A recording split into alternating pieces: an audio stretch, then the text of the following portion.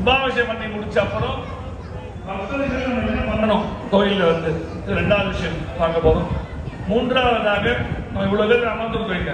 குன்றத்தூர்ல பல லட்சம் பேர் இருக்காங்க.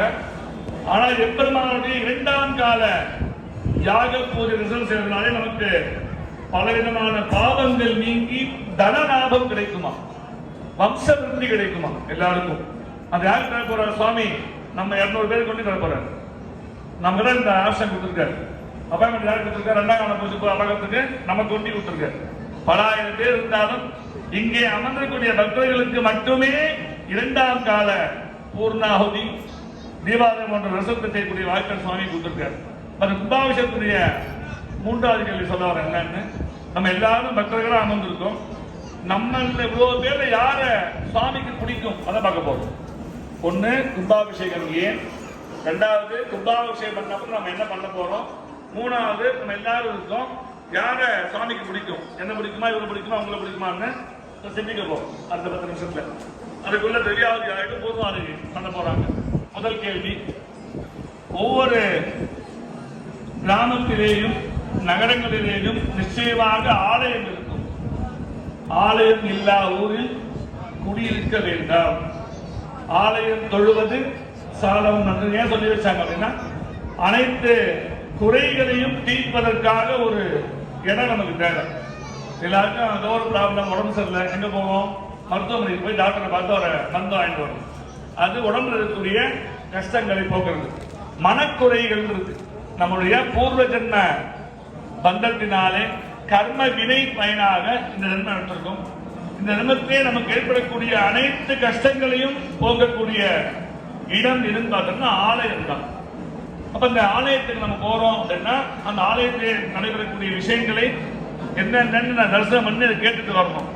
இன்னும் வீட்டில் எப்பவும் போல பேசுற மாதிரி இங்கே இருந்து பேசியிருந்தோம் அப்படின்னா என்ன பண்றோம் நமக்கு தெரியாம போயிடும். அதான் ஐயா சொல்லியிருக்காங்க, விளக்கம் சொல்லியிருக்காங்க. அப்ப இந்த ஆலய கும்பாபிஷேகத்துக்கு வந்திருக்கோம். யாகசாலாம் ரொம்ப அருமையா அமைச்சிருக்காங்க. விநாயகர் பெருமான், முருகப் பெருமான், ராஜகோபுரம், விமானம், 63 எல்லாருக்கும் ஒவ்வொரு யாகசாலையும். நம்முடைய சிவபெருமானுக்காக மட்டுமே 9 யாக குண்டங்கள், அம்பிகைக்கு மட்டுமே 9 யாக குண்டங்கள், ஆக 30 யாக குண்டங்கள் அமைத்து ஒவ்வொரு காலமும் ஒரு குண்டத்திலே 1000 முறை ஹோமம் பண்றாங்க. நமக்காக, நம்ம பக்தர்களுக்காக சுவாமி தேவை என்று ஒவ்வொரு சிவாச்சாரியரை பார்த்திருப்பீங்க. எல்லாரும் நெய் எடுத்து உள்ள ஆகுதியா விட்டுருப்பாங்க. மந்திரங்களை சொல்லி, மூல மந்திரங்களை சொல்லி ஒரு காலத்திற்கு 30,000 முறை அங்கே ஹோமம் செய்யப்படுகிறது. நம்ம எத்தனை காலம் ஹோமம் பண்றோம்? 4 காலம் பண்றோம். திருச்செந்தூர் எத்தனை காலம் பண்றாங்க? 12 காலம் பண்றாங்க. இப்ப நம்ம 4 காலத்தை பேசுவோம். ஒரு காலத்துக்கு 30,000 ஹோமம் ஆகுது அப்படின்னா 4 காலத்துக்கு என்னாச்சு? 1,20,000 முறை இங்கே ஆச்சாரியர்கள் ஹோமங்களை செய்து இந்த 1,20,000 முறை செய்த அனைத்து ஹோமங்களையும் மந்திரபூர்வமாக தர்பைகேது வழியிலே இங்கிருந்து மூலஸ்தானக்கூடிய சிவலிங்க திருமேனிக்கு நாளைக்கு இந்த இரவும் நாளை காலையில் இங்கிருந்து அங்கு மந்திரங்களை கொண்டு செல்வார்கள் மந்திரபூர்வமாக. இப்ப மொத்தமா உனக்குள்ள டிரான்ஸ்ஃபார்மர் இருக்கு, வீட்டுக்கு கரண்ட் வேணும், மத்திய இருக்கிறோம், வயல் இருக்கிறோம். அது போல இங்கிருந்து தர்பைக்கு மந்திரங்களை ஈர்க்கும் சக்தி உண்டுன்னு சொல்லுவாங்க. அப்ப தர்பைகேது மூலமாக குண்டத்திலிருந்து இந்த வேதிகைக்கும், வேதிகையிலிருந்து மூலஸ்தானத்திற்குரிய சிவபெருமானுடைய விக்கிரகத்திற்கும், அம்பாள் விக்கிரகத்திற்கும், விநாயகர் பெருமானுக்கும், முருகப் பெருமானுக்கும் பஞ்சமூர்த்திகள் பேர். இந்த பஞ்சமூர்த்திகளுக்கும் இங்கிருந்து அங்க கொண்டு போறாங்க. எதை கொண்டு போறாங்க? மந்திரங்களை. கலசத்துல பார்த்துருப்போம், காலையில 7:30 மணிக்கு பூஜை ஆரம்பிச்சாங்க. பூஜை பண்ண நான் கலசத்துல என்ன பண்ணாங்க அப்படின்னா, ஒவ்வொரு காலமும் ஷடத்வன்யாசம்னு பேர். ஒவ்வொரு சிவனுடைய திருமணி தொடங்கி திருப்பாலம் வரை ஒவ்வொரு இடத்துல ஒவ்வொரு தெய்வங்கள் சாநித்தியமா இருக்காங்க. அந்த அனைத்து தெய்வங்களையும் இந்த கலசத்திலே பூஜித்து அனைத்து தெய்வங்களுக்குரிய மந்திரங்களையும் கூறி யாக குண்டத்திலே ஆகுதிகளை செய்து ஹோமங்களை செய்து இந்த அனைத்து ஹோமங்களையும் இங்கிருந்து தண்டகையின் மூலமாக விக்கிரகத்திலே சேர்ப்பித்து நாளை காலை முகூர்த்த லக்னத்திலே அனைத்து கலசங்களையும் சிரசிலே ஏந்தி ஆலய வளமாக வந்து மூலஸ்தானத்திற்கு எம்பெருமான், விமான கலசங்கள், ராஜகோபுரம் போன்ற அனைத்து இடங்களுக்கும் எடுத்து சென்று கலசங்களை வைத்து அந்த எம்பெருமானை பூஜித்து, சிவபெருமானே நீங்கள் சூரியனும் சந்திரனும் உள்ளவரை இந்த விக்கிரகத்திலேயே இருந்து எங்களுக்கும் வரக்கூடிய பக்தர்களுக்கும் அனுகிரகம் செய்ய வேண்டும். யார் யாரெல்லாம் அந்த சுவாமி தரிசனம் பண்றாங்களோ அவங்க எல்லாருக்கும் அனைத்து கஷ்டங்களும் நீங்க வேண்டும். அனைவருக்கும் நோயின்மை, கல்வி, தனம், தானியம், அறிவு, அழகு, புகழ், சந்தானம், இளமை, பெருமை, துணிவு, வாழ்நாள், வெற்றி போன்ற 14 செல்வங்களையும் நீங்கள் அளிக்க வேண்டும் வேண்டிட்டு நாளைக்கு என்ன பண்ண போறாங்க, அந்த ஜலத்தை அபிஷேகம் பண்ண போறோம். சுவாமிக்கு கும்பாபிஷேகம் பண்ண போறோம். யோகாசனம் வகுப்பு எல்லாம் பண்ணி 4 பேர் யோகா இருக்குல்ல, இந்த யோகாவில் முக்கியமானது பிராணாயாமம்னு சொல்லுவாங்க. பிராணாயாமம் என்பது மூச்சு காற்றை இழுப்பது, உள்ளே நிறுத்துவது, வெளியே விடுவது. பூரகம் என்றால் இழுத்தல் பேர், கும்பகம் என்றால் நிலை நிறுத்துதல் பேர், ரேச்சகம்னா விடுறதுன்னு பேர். இப்ப நம்ம கும்பகம் கும்பாபிஷேகம்னு பண்றோம். எல்லாரும் நாளைக்கு நல்ல கூட்டமா இருக்க போறோம், கும்பலா பண்றோம். அதனால கும்பாபிஷேகம் பேரா இல்ல. கலசத்துக்கு கும்பம்னு பேரு, கலசம் கும்பம். அதுல ஜலம் தண்ணி கொட்டுறாங்க பொழுது நீர், அதனால கும்பாபிஷேகமா இல்ல. இதுதான் கும்பாபிஷேகம் அப்படின்னா நிலை நிறுத்துதல். ஆங்காங்கிருக்கும் இறை சக்திகளை ஒரே இடத்திலே சேர்த்து விக்கிரகத்திலே அந்த கலசத்துல நிலை நிறுத்தி இங்கே இருக்க வேண்டும் வேண்டிட்டு அந்த அபிஷேகம் பண்றாங்க பாத்தீங்களா. ஸ்தாபனம்னு பேரு, பிக்ஸ் பண்றோம். ஒரு இந்த யாசா கட்டிருக்காங்க, கம்பி வச்சிருக்காங்க, என்ன பண்ண ஃபர்ஸ்ட் நல்லா பிக்ஸ் பண்ணாதான் அங்க இருக்கும் அந்த கம்பி. அது போன்ற அனைத்து சக்திகளையும் அந்த விமான கலசத்திலேயும் மூலஸ்தான சிலை விக்கிரகங்களிலும் நிலை நிறுத்தி அதன் பிறகு அந்த தெய்வத்துடைய மந்திரங்களை கூறி அபிஷேகம் செய்வது கும்பாபிஷேகம் என்று பெயர். இது புதிதாக ஆலயம் பெற்று செய்தால் நூத்தன கும்பாபிஷேகம் என்று அழைப்பார்கள். நாம பல 1000 வருஷம் நம்ம ஊர்ல சிவாலயம் இருக்கு. இப்ப நம்ம ஆலயத்துல சொந்தமானுக்கு பிரார்த்தனை பண்ணி மறுபடியும் ஜீர்ணோத்தாரண கும்பாபிஷேகம் பேரு. ஜீர்ணம்னா என்ன? வீடு கட்டிருப்போம், 40 வருஷம் ஆயிடுச்சு, வீடு என்ன இருக்கும், எல்லாமே ரொம்ப பழைய காலம் ஆயிடுச்சு, ரொம்ப வருஷத்துக்கு இந்த சக்தி கம்மியா இருக்கு. திருப்பி நம்ம பெயிண்ட் பண்ணுவோம், இந்த சரி பண்ணி அதை செப்பரேட் சொல்லுவாங்க. அதான் திருப்பணின்னு பேர். ஆலயத்துடைய ராஜகோபுரம் துவங்கி அந்த பிரகரம், பிராகாரம், மண்டபம், கோபுரம் அனைத்து இடங்களிலும் இருக்கக்கூடிய அந்த திருத்தங்களை செய்து செப்பனிட்டு திருப்பணிகளை செய்வது முக்கியமான கடமையாகும். ஒரு திருப்பணிக்கு நம்மளால முடிஞ்ச ஒரு சின்ன சகாயம் நம்ம பண்ணோம் அப்படின்னா நம்முடைய வாழ்நாளுக்கு பிறகு நமக்கு சொர்க்க வாசம் கிடைக்குமா. வெளியே போய் நம்ம பல செலவு பண்ணிட்டு இருக்கோம். கோவிலுக்காக ஒரு 1000 ரூபாய் கொடுத்தாங்க ஒருத்தவங்க அப்படின்னா அந்த 1000 ரூபாய் திருப்பணிக்கு உபயோகமாச்சு அப்படின்னா அந்த குடும்பத்திற்கு பலவிதமான பாக்கியங்களை தரக்கூடியது இந்த கும்பாபிஷேகத்துடைய பலன். ஆகவே நாளை காலை முகூர்த்த ரத்னத்திலே மிக சிறப்பாக கும்பாபிஷேகம் நிகழ உள்ளது. அதன் பலன் உங்கள் அனைவருக்கும் கிடைக்க வேண்டும் என்று இறைவனை பிரார்த்திக்கிறோம். இது முதல் கேள்விக்கு உண்டான ஆன்சர். இப்ப 2வது கேள்வி என்ன சொன்னோம், கும்பாபிஷேகம் பண்ண அப்புறம் நாம என்ன பண்ணணும் இங்க கேட்டோம் இல்லையா. நம்ம என்ன பண்ணுவோம், கிருத்திகாட்சினா குண்டத்தூர் முருகன் வந்து பார்ப்போம், சஷ்டிக்கு வருவோம், செவ்வாய்க்கிழமை பார்ப்போம், அப்படியே கீழே வந்து பார்த்துட்டு போயிடுவோம். அப்படி இருக்கக்கூடாது. தினம் ஆலயத்துக்கு வரணும்.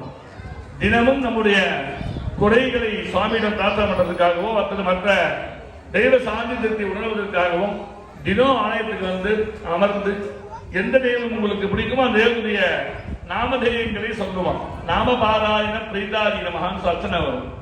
விநாயகர் பெருமான் பிடிக்கும் அப்படின்னா ஓம் கணபதயே நமஹா, ஓம் கணபதயே நமஹா, ஓம் கணபதயே நமஹா அப்படின்னு சொல்லலாம். சிவன் தான் எனக்கு பிடிக்கும் அப்படின்னா பஞ்சாட்சர மகா மந்திரம் மிக மிக உயர்ந்த மந்திரம். ஓம் நம சிவாய 5 தான். ந சி வா ய.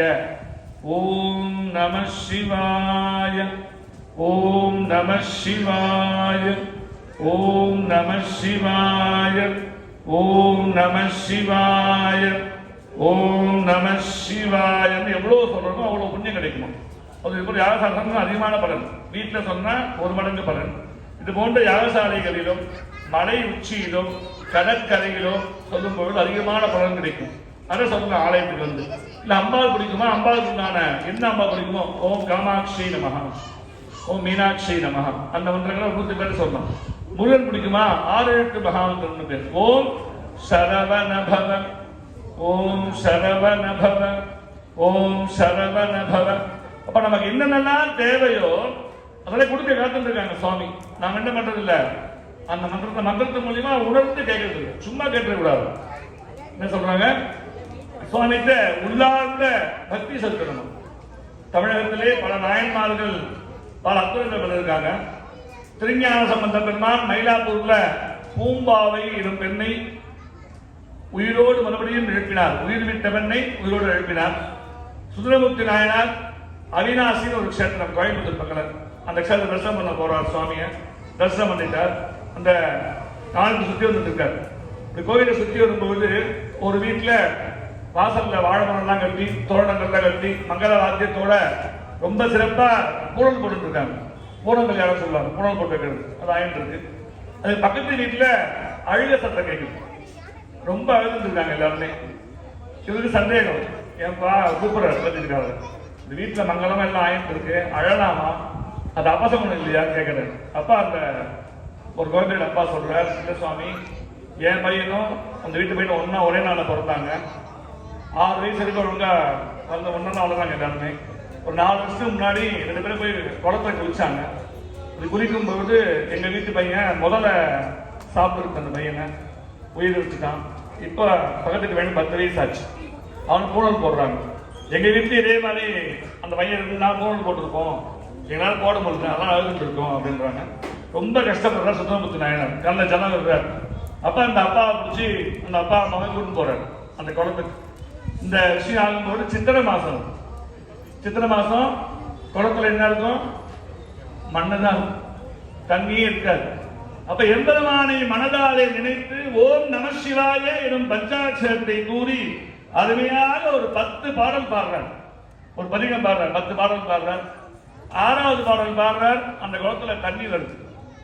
7வது பாடல் பாடுறார், முதல்ல வருது. 8, 9, 10வது பாடல் பண்ணி முடிக்கிறார். என்ன ஆச்சரியம் பாருங்க, குழந்தை வாயுல போனது 6 வயசுல. இப்ப எத்தனை வருஷம் ஆயிடுது, 4 வருஷம் ஆயிடுச்சு. 2022ல முதல்ல வாயில போன குழந்தை 2026ல அப்படியே வருமா, பெருசாகி வருமா? ஃபர்ஸ்ட் வராது. நம்ம கேட்டா பக்தி இல்லை, நமக்கு சத்த இல்லை, அந்த ஈடுபாடு இல்லை.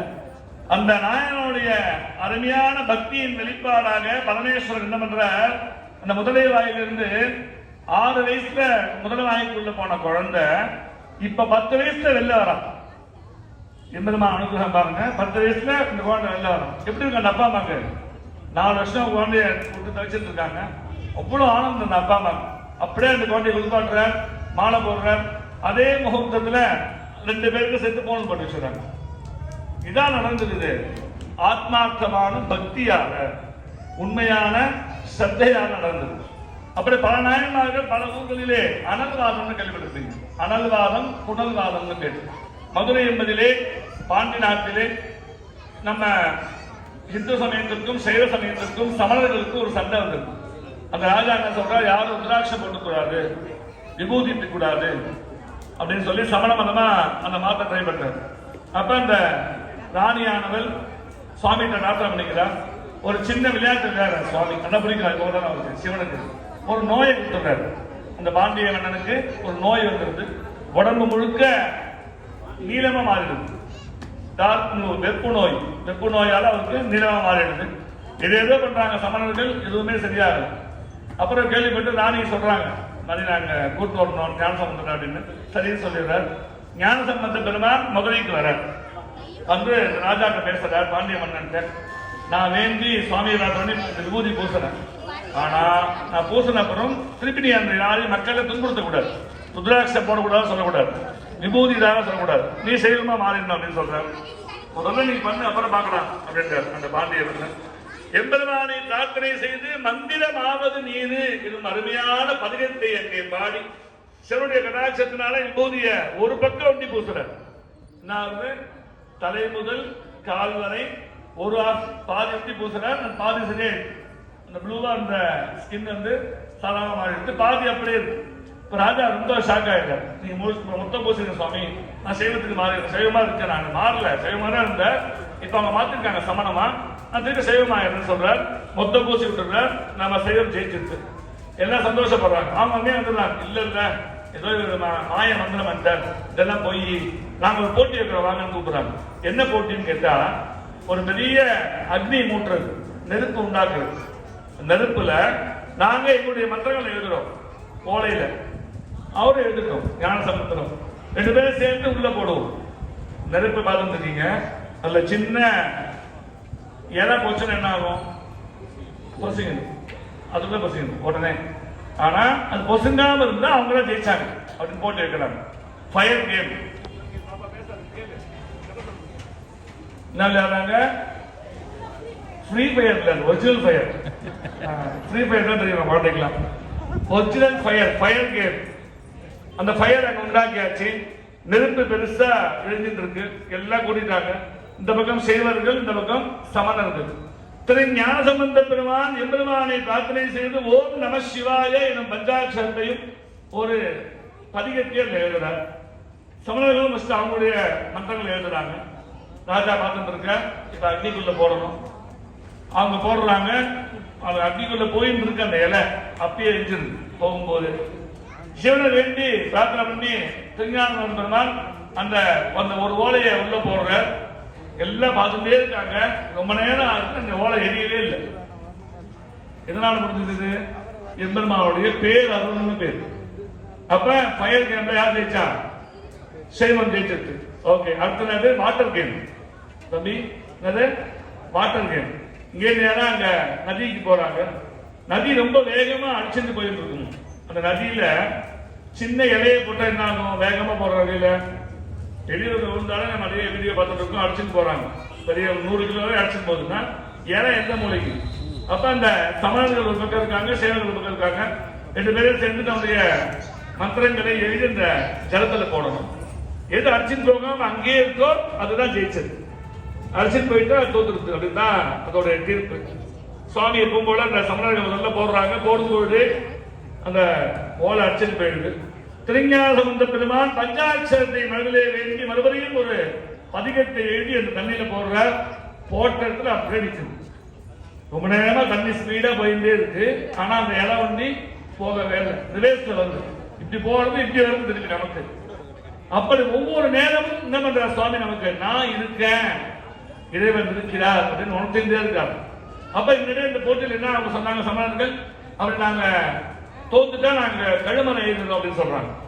உயிர் அப்படியே மாற்றிக்கிறோம் அப்படின்னு ஞானசம்பந்தர் சொல்றாரு. நம்மலாம் எப்படி இருக்கோம்? கருணையே வடிவமானது நம்முடைய சனாதன தர்மம். அவர் என்ன சொல்றார்? உயிரை மாற்றிக்கலாம் நினைக்கல. ருத்ராட்சி கட்டிட்டு சைவமா வந்து போறோம் அப்படின்னு கேட்கிறேன். ஒரு சில பேர் சைவத்துக்கு நாள் விபூதிட்டு வந்துடுறாங்க. ஒரு சில பேர் அந்த இடத்துல அவங்களுடைய உயிரை மாற்றிக்கிறாங்க. அப்படி பலவிதமான விஷயங்களை நம்முடைய ஒரே ஒரு பிரார்த்தனையான நம்ம வாங்கிக்க முடியுமா சுவாமிகிட்ட? ஆனா அது பிரார்த்தனை பண்றதில்லை. சேக்கிழார், தெய்வ சேக்கிழார் நமது குன்றத்தூரிலே பிறந்து பல தேசங்களுக்கு சென்று மந்திரியாக இருந்து நம்முடைய சிவாலயத்தை திருநாகேஸ்வரம் என்னும் அருமையான அந்த சிவாலயத்தை கட்டி 1 வருட காலம் இங்கே சிதம்பரத்துக்கு போறார். தெய்வ சேக்கிழார் எங்க போறார்? சேக்கிழார் சுவாமிகள் சிதம்பரத்துக்கு போறார். அங்க ஸ்நானம் பண்ணி சுவாமிகிட்ட வேண்டிட்டு அழகா எழுத ஆரம்பிக்கிறார். திருத்தொண்டர் புராணத்துடைய சாரத்தை மிக மிக அழகாக 1 வருட காலம் சித்திரை மாதம் துவங்கி திருவாதிரை நட்சத்திரத்தில் மறுபடியும் 1 வருஷம் கழிச்சு அது முடிக்கிறார். அவ்வளவு பெரிய புராணம் தான் பெரிய புராணம். 1 வருஷம் இருந்தால மந்திரி பதவியில இருந்தார். பக்தி என்ன பண்றார்? பதவியை விட்டுட்டு 1 வருஷம் ஒரு பெரிய விஷயத்தை எழுதுறார். அது பேர் என்னது? பெரிய புராணம். யார் எடுத்து விட்டாங்க? முதல் அடிய சிவபெருமான் உலகெல்லாம் உணர்ந்து என்று எடுத்துக் கொடுக்கிறார். அப்படி பல விதமான புண்ணியவான்கள் பிறந்த ஊர்ல நீங்க இருக்கீங்க. நாங்கதான் இல்லை, நான் தாம்பரத்தில் இருக்கோம். யாரும் பிறக்கல இருந்தது. அவ்வளவு பெரிய கஷேத்திரம் உங்களுடைய அருமையான குன்றத்தூர் கஷேத்திரம். நம்முடைய அருணகிரிநாத பெருமான் முருகப்பெருமானை பார்த்து ரொம்ப அழகா திருப்புகழ் பாடுறார்.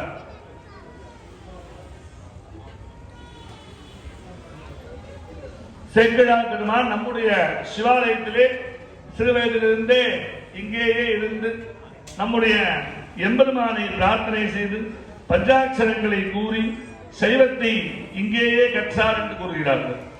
வள மிகுந்த குன்ற நகர் புறந்துதங்க மலை விளங்க வந்த பெருமாள் என்ன நம்முடைய குன்றத்தூர் பெருமே பாடுறார் அருணகிரிநாத பெருமான். அப்படி 12ஆம் நூற்றாண்டிலே தொண்டை நாடாக இருந்த இந்த குன்றத்தூரிலே மிக மிக சிறப்பான முறையிலே வேளாளர் மரபிலே வெள்ளியங்கிரி மற்றும் அழகாம்பிகை ஆகிய தம்பதியருக்கு சேக்கிழார் பிறந்து பலவிதமான புண்ணியங்களை தந்து நமது ஊருக்கு பெருமை சேர்த்த ஊர் நம்முடைய குன்றத்தூர். பெரிய புராணத்திலே முக்கியமாக 4286 பாடல் பாடுறார் சேக்கிழார். நம்மளால ஒரே ஒரு பக்கம் ஒரு பாட்டு எழுத முடியாது. இப்போ தமிழ் பட்சம் கூட எவ்வளவு பாடுறார் அவர்? 4286 திருப்பாடல்களை பாடிய திவ்ய கஷேத்திரம் நமது குன்றத்தூர். அப்படி நம்ம என்ன பண்ணணும் சொன்னோம்? எத்தனை கேள்வி போயிருக்கோம்? 2வது கேள்வி போயிருக்கோம். முதல் கேள்வி என்னது? கும்பாபிஷேகம் பண்ணணும். 2வது கேள்வி என்னது? கும்பாபிஷேகம் பண்ணப்ப நாம என்ன பண்ணணும்? பக்தி பண்ண போறோம். ஆலயத்துக்கு வந்து எங்க தர்மகர்த்தா சொன்னாலும் விளக்கை ஏற்றிட்டு புஷ்பங்கள், வில்லங்கள், பத்திரங்களை கொடுத்து முடிந்தாலும் ஆலய தொண்டு பண்ணணும். சம்மார்ஜனம் சதம் புண்ணியம் என்று கூறுவார்கள். சம்மார்ஜனம் ஆலயத்தை பெருக்கிறது, சம்பளம் வாங்கி பெருக்கிறது இல்ல, நம்மளா பெருக்கிறது. பெருக்கினா என்ன ஆகும்? நமக்கு 100 புண்ணியம் நமக்கு அக்கௌண்ட்ல ஆட் ஆகும். சம்மார்ஜனம் சதம் புண்ணியம். சஹஸ்ரம் அனுலேபனம், கோயில் அமைப்பி தரணும் அப்படின்னா 1000 புண்ணியம் நமக்கு கிடைக்குமா? மாலா சதசஹஸ்ரஞ்ச, பூவை நம்மளா கட்டி கொடுத்தாலோ இல்ல பூமாலை வாங்கி கொடுத்தாலோ சதசஹஸ்ரம் அப்படின்னா 1,00,000 புண்ணியம் கிடைக்குமா? நம்ம வாங்குறது ஒரு 100 ரூபாய்க்கு எவ்வளவு புண்ணியம் அக்கௌண்ட்ல ஆட் ஆகுது? 1,00,000 புண்ணியம். மாலா சதசஹஸ்ரஞ்ச அனந்தம் தீபம் உச்சதே. 100 சொல்லியாச்சு பெருக்கிறதுக்கு, 1000 சொல்லியாச்சு கழிவுறதுக்கு, 1,00,000 சொல்லியாச்சு மாலை சாப்பிடுறதுக்கு. அதுக்கு மேல என்ன சொல்லணும்? கோடிலாம் இல்லையா? அதுக்கு மேல அனந்தம்னா எவ்வளவு சீலை போட்டுக்கலாம். கணக்கே இல்லாத அளவு புண்ணியத்தை தரக்கூடியது ஒரே ஒரு திருவிளக்கு ஏற்றுவது. சுத்தமான எண்ணெய். விளக்கு என்னன்னு தராங்க, அதெல்லாம் கூடாது. 5 மூதிப்போம் நல்ல அது சுத்தமான நல்லெண்ணெய் இல்ல சுத்தமான நெய். கிருஷ்ணா நெய் இல்லை, பசு நெய். அப்ப சுத்தமான நெய்யை கொண்டு வந்து சுத்தமான எண்ணெயை கொண்டு வந்து அந்த தீபத்தை ஒட்டியத்துல அவ்வளவு புண்ணியம் கிடைக்கும். என்ன யூஸ் பண்றோம்? நம்ம விளக்கேற்றத்துக்கு 3 யூஸ் பண்றோம். எண்ணெய், திரி, தீ. அது சேர்த்து சொல்ல போதேன். எண்ணெய், திரி, தீ. எண்ணெய், திரி, தீ. எண்ணெய் திருத்தி நல்வழிப்படுத்து, என் குடும்பத்தை திருத்தி நல்வழிப்படுத்து, எனது கிராமத்தை நல்வழிப்படுத்து, எனது தேசத்தை நல்வழிப்படுத்து போன்ற என்னுடைய தீபத்துக்குண்டான முக்கியமான விசேஷம் பார்த்தோம்னா அஞ்ஞானத்தை போக்குமா. நம்ம என்ன இருக்கோம்? வாழ்க்கையில் எது நிரந்தரம்? 3 வேளை சாப்பாடு, தூக்கம். இதான் நினைச்சிட்டு இருக்கோம். அது இல்லையா? அது பேர் வந்து அஞ்ஞானமா. இது வந்திருக்கோம், வேலை செய்யணும், சாப்பிடுறோம், அதெல்லாம் ஓகே. திருப்பி நம்முடைய இறுதி காலத்துல என்ன பண்ணணும்? இறையடி சேர்த்தல்னு பேர். அதான் முக்கியம். அப்ப அந்த சுவாமியோட அந்த பிரார்த்தனையும் பக்தி இருந்தே இருக்கணும். அப்ப திருத்தணும் நம்மளால. அது அஞ்ஞானத்தை போக்கி ஞானத்தை கொடுப்பதற்காகத்தான் விளக்கு ஏற்றப்படும். ஒரு வீட்டுல இருட்டா இருக்கு, ஒரே விளக்கு ஏற்றிச்சா என்ன ஆயிடுது? வெளிச்சம் ஆயிடும். என்ன பார்த்து இருட்ட போக்குது இல்லையா? இருட்டுதான் அஞ்ஞானமா. அப்படி அஞ்ஞானத்தை நீக்கி ஞானத்தை தரக்கூடிய திருவிளக்கை ஏற்றுதல் பேர். திருவெற்றியூர்ல ஒரு நாயனார் விளக்கு மட்டுமே ஏற்றி மோட்சம் அடைஞ்சார். கரிய நாயனார்னு பேர். சரி, 3வது விஷயம் தருவோம். 3வது சொல்லி முடிச்சிருக்கோம். 3வது விஷயம் என்ன கேட்ட? 3வது கேள்வி யாருக்கு ஞாபகம் இருக்கு? இல்ல, அதை முடிச்சிட்டோம். ஃபர்ஸ்ட் கேட்டேன் 3 சொல்ல போறோம்னு சொன்னேன். கரெக்டா சொல்றாங்க. கிளாப் பண்ணுங்க அவங்க. 3வது கேள்வி என்னது? நம்ம இவ்வளவு பேர் உட்கார்ந்து இருக்கோம். 3 பேர் 4 பேர் வச்சுக்கோம். மொத்தம் 400 பேர்ல யார பிடிக்கும் சுவாமிக்கு? அப்படி ஒரு கேள்வி ஒண்ணும்ல. இப்ப நான் வாத்தியாரா இருக்கேன், ஸ்கூல்ல பாடசாலை ஹெட் மாஸ்டரா இருக்கேன், ஸ்டூடெண்ட்ஸ் இருக்காங்க 3 பேர். அவங்க என்ன பண்ணுவாங்க? என்ன பிடிக்கணும் வாத்தியார் நினைச்சுப்பாங்க. வீட்டுல இருக்கோம், 5 மாட்டு கொண்டு இருக்கோம்.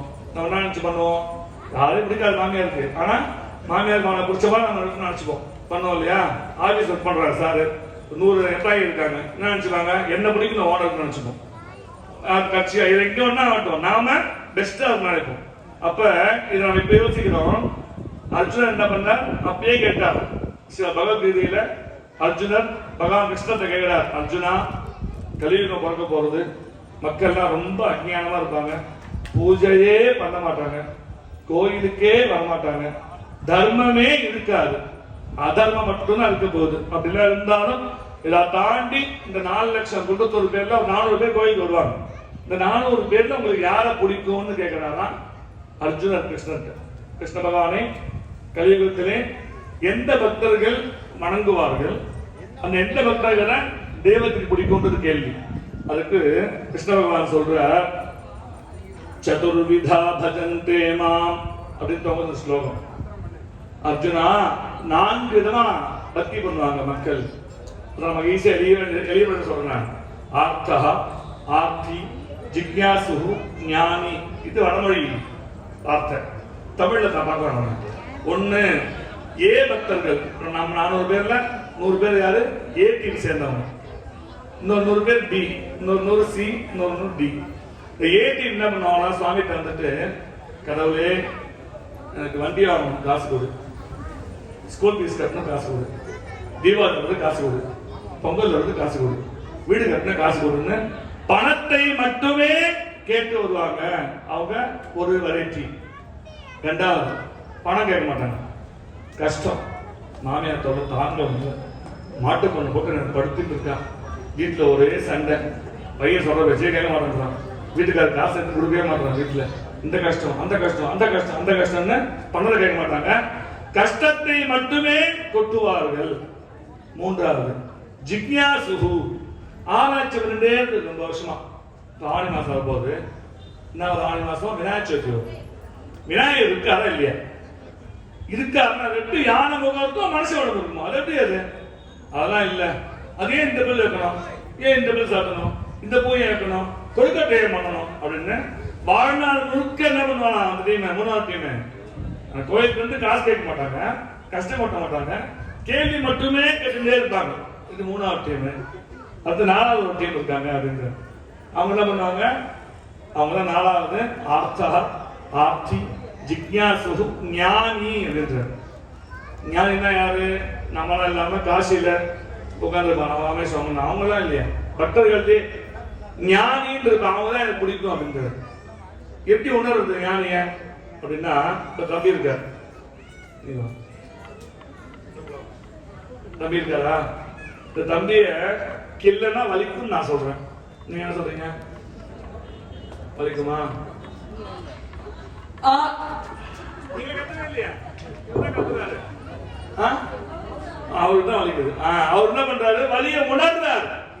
நம்ம என்ன பண்ணுமா, சுவாமிகிட்ட உட்காந்து, முருகன் உட்காந்து, முருகனை பார்க்கணும், சிவனை பார்க்கணும், அந்த உண்மையான விக்கிரகமா பார்க்காம, எவன் ஒருவன் என்னை தத்துவ ரீதியாக உணர்கிறானோ,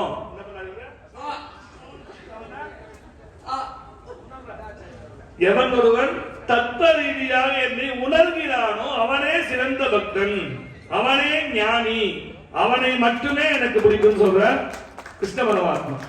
அப்படி நாம எல்லாரும் என்ன பண்ணுவோம்? இப்ப எங்க இருப்போம்?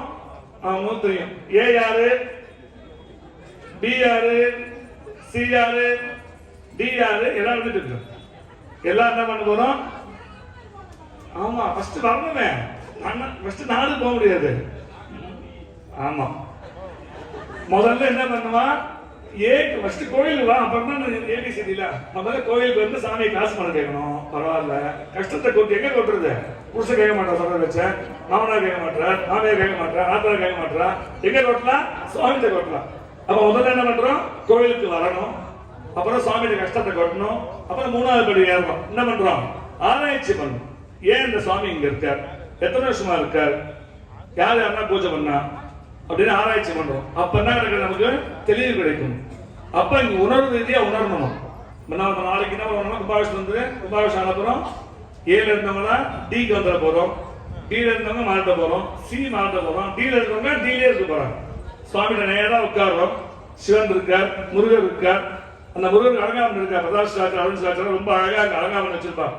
இந்த போய் உட்கார்ந்து ரசம் பண்ணும்போது என்ன தெரியுமா நம்ம சுவாமிக்கு? நம்ம கண்ணு நேரா அந்த கல்லு தெரியக்கூடாது, அந்த விக்கிரகத்தின் உள்ளே இருக்கக்கூடிய உண்மையான தத்துவ ரீதியான அந்த உணர்வு நமக்கு வரணும். முருகரை பார்த்த உடனே நம்ம கேட்கிற, முருகர் பாப்பா சோக்கியமா, நல்லா சுவாமி, என்ன வேணும்? உன் அனுப்பலாம், உன் அருள் தான் வேணும், இந்த எடுத்துக்கோ. அந்த அருள்ன்ற வாக்கில் என்ன நடக்கும்? எல்லாமே நடக்கும். காசு வந்துடும், கஷ்டம் தீர்ந்துடும், விளக்கங்கள்லாம் தெரிஞ்சிடும், ஞானம் கிடைச்சிடும், நமக்கு தேவையான எல்லாம் நமக்கு கிடைச்சிடும். அப்படி அந்த கிருஷ்ண பரமாத்மா என்ன சொல்லி முடிக்கிறார்? 4 விதமா இருப்பாங்க. 4வது பக்தர்களை மட்டும்தான் எனக்கு பிடிக்கும் அப்படின்னு சொல்ற. நாம என்ன மாற போறோம்? 4வது பக்தர்களா மாற போறோம். டீம் ஏல இருந்து டீம் டிக்கு போறோம். அவ்வளவு தத்துவயா உணர்ந்துட்டோம் அப்படின்னா நமக்கு தேவையான நம்ம கிடைச்சிட்டே இருக்குங்க. அதுக்கு நம்ம என்ன பண்ணணும்? வீட்டுல கோயிலுக்கு வரணும். ஓகே, இதுக்கு கோயிலுக்கு உண்டான பொது வழிபாடு. வீட்டுல உட்கார்ந்து வீட்டுல விளக்கு ஏற்றிட்டு ஒரு 16 நாடகம் பார்க்கறோம் இல்லையா? சில பேரு எல்லாரும் இல்ல, 16 நாடகம் சன் டிவில. அது ஏதாவது ஒண்ணு கட் பண்ணிட்டு எல்லாத்தையும் வேணாம். நான் இல்லை, எங்க அம்மா பார்த்துருக்கேன். அதுல எங்க அம்மா சித்தி அவன் சித்தி அதெல்லாம் பிடிக்கிறாங்க. அதை பற்ற விட்டுடுவான்.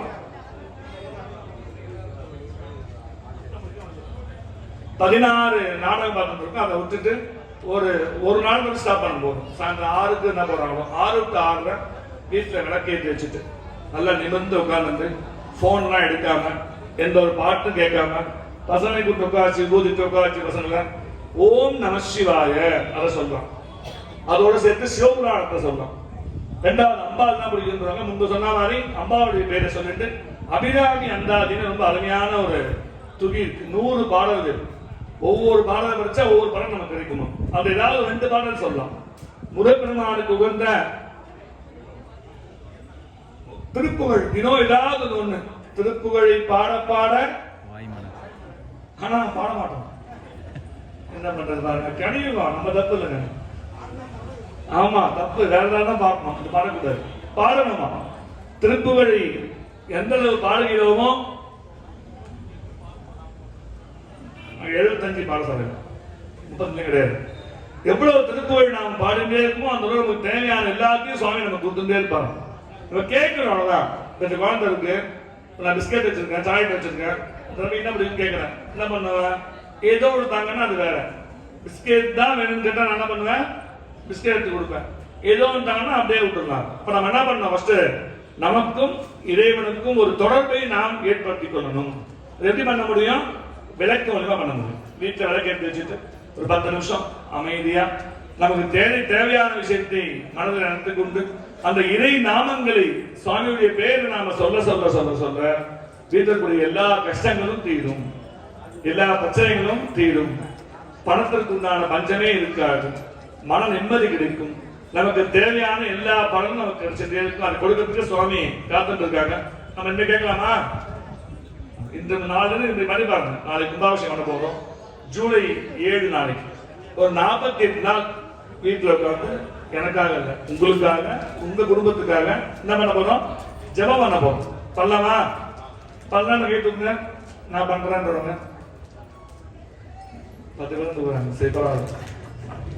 நமக்காக, நம்முடைய குடும்பத்திற்காக ஒரு 10 நிமிஷம் நம்ம இறை பிரார்த்தனை, இறை ஜெபத்தை நாம செய்தோம் அப்படின்னா நமக்கு தேவையான எல்லாம் கிடைக்கும். நீங்க பார்க்கலாம், ஒரு வண்ணம் பண்ணி பாருங்க, எல்லாம் உங்களுக்கு மாறிண்டே இருக்கும். அது பழைய கண்டினியூ பண்ண ஆரம்பிச்சிடும் தினமே. அப்படி பலவிதமான பலன்களை கொண்டது நம்முடைய சைவ தர்மம். அந்த தர்மப்படி சிவ ஆகம முறைப்படி நமது ஆலயத்துடைய மகா கும்பாபிஷேகத்தை திருவள்ளூர் பிரபு சிவாச்சாரியார் மற்றும் சேதாப்பேட்டை சிவாகம பூஷணம் கார்த்திகேய சிவாச்சாரியார், சிவஸ்ரீ பிரதாப் சிவாச்சாரியார், சிவஸ்ரீ அருண் சிவாச்சாரியார் போன்ற அனைத்து